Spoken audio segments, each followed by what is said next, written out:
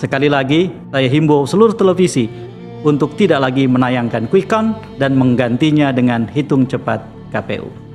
Inilah yang nanti akan dikenang sebagai sisi baik dari pemilu 2024. Baikkah pemilu 2024? Jika pertanyaan itu diajukan kepada saya sebagai warga negara, saya jawab bahwa ini adalah pemilu terburuk sepanjang pengalaman saya mengikuti dan menjalani pemilihan umum di masa reformasi.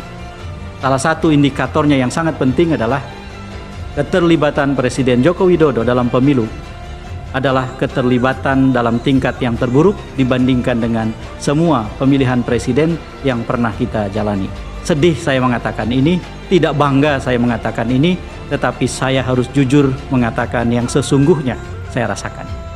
Mari kita menatap hari ini, mari kita menatap esok dengan tatapan seorang warga negara. Kalah dan menang memang penting, salah dan benar tetap harus diperjuangkan. Mengapa kita harus memulai menayangkan hasil perhitungan sesungguhnya yang dilakukan oleh Komisi Pemilihan Umum? Saat ini empati dan simpati harus kita berikan kepada semua orang yang sedang berjuang di Indonesia saat ini. Perjuangan mereka tidak main-main, mengamankan suara mereka, menjaga hak mereka.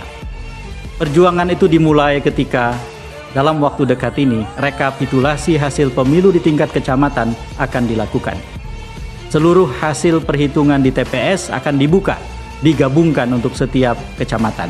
Ini tidak sederhana dan juga amat sangat penting, sebab rekap di tingkat kecamatan adalah rekap yang amat sangat penting karena untuk pertama kali seluruh hasil itu digabungkan. Penggabungan yang keliru berarti mencederai hak warga atau pemilih, dan itu tidak boleh terjadi. Siapa yang menjaganya? Yang menjaganya adalah banyak orang yang sekarang bersiap untuk menjadi saksi dalam rekapitulasi kecamatan. Mereka bukan hanya saksi, pekerjaan mereka bukan pekerjaan teknis. Mereka adalah pejuang di kubunya masing-masing, di kubu 01, di kubu 02, di kubu 03 untuk pemilihan presiden, di kubu semua partai politik. Mereka berjuang untuk memperjuangkan hak yang mereka miliki, mewakili banyak sekali orang yang haknya harus dijaga. Bayangkan jika televisi membombardir dengan hasil quick count yang seolah-olah pemilu sudah selesai. Kita sama sekali tidak menghargai perjuangan mereka. Selain itu, sekali lagi, quick count adalah perlengkapan teknis memprediksi hasil. Quick count bukan hasil itu sendiri. Mari kita hormati para pejuang yang di tengah kesempitan yang mereka miliki di tempat masing-masing sedang berjuang untuk menjaga suara mereka, mewakili banyak suara yang harus mereka jaga.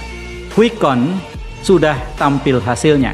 Sebagian besar sudah mencapai hampir 100%.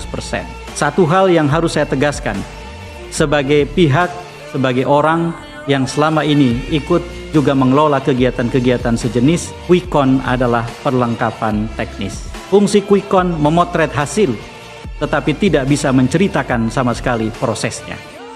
Baik atau buruk, bagus atau busuk, yang terjadi dalam proses menuju 14 Februari tidak pernah tertangkap oleh quick count. Siapakah yang menangkap itu? Yang menangkap adalah setiap orang.